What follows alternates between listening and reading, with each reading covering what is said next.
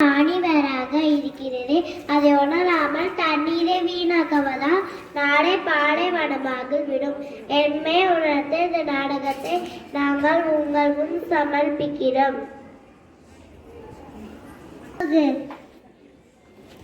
வாங்க ஆண்டி, வா தினேஷ். எங்க வீட்டுல குடிக்க தண்ணி ஏழமா எங்க வீட்டுல எல்லாரும் கொடுத்தாய.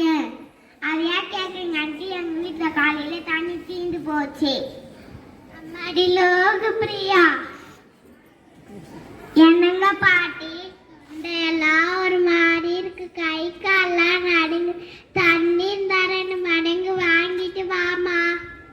ஆண்டி, எங்க பாட்டி தண்ணி குடிக்காமலே குழம்பிட்டே இருக்காங்க, என்ன பண்ணதுன்னே தெரியல.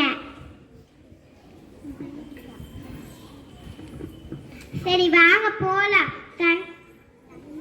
தண்ணி வியாபாரம் செய்யற தங்கமையாக்கா வீட்டுக்கு போய் கேட்கலாம்.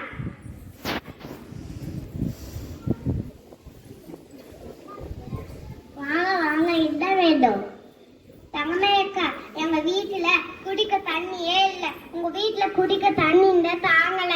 எங்க வீட்டுல குடிக்கிறதுக்கு தண்ணியே இல்லப்பா. நீங்க தான் தண்ணி வியாபாரம் செய்யணுமா? தண்ணி இல்ல, 2 ரூபாய் கூட தர தாங்கல.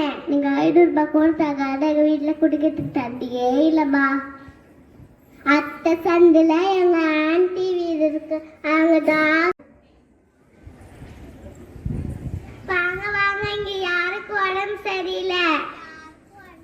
யாருக்கும் உடம்பு செய்யல தாய். தண்ணி இருந்தா 2 மடங்கு வா தாய். தாய் ஆத்துல அள்ளி குடிச்சேன், கிணத்துல மொண்டு குடிச்சேன், வாய்க்கால்ல வாய் நிறையா குடிச்சேன். இப்பவே இப்படின்னா எங்க பேரன் குழந்தை காலத்துல என்னதான் பண்ண போறாங்கன்னு தெரியல. இந்த பாட்டி, உனக்கு என்ன பிரச்சனை? டாக்டர், எங்க பாட்டி இன்னைக்கு முழுக்கும் தண்ணியே குடிக்கல. ஓ, உங்களுக்கு தண்ணி தான் பிரச்சனையா? இந்த அவசர நோயாளிகள் வந்தா சிரிஞ்சில கொஞ்சமா தண்ணி வச்சிருக்க தாயி. 2 சொட்டு தண்ணி விட்டு என் தொண்டை நனைச்சு விடு தாய், உனக்கு புண்ணியமா போட்டும். சரி, எல்லாரும் வரிசையா நில்லுங்க, எங்களுக்கு ஒரு சொட்டு கொடுங்க டாக்டர்.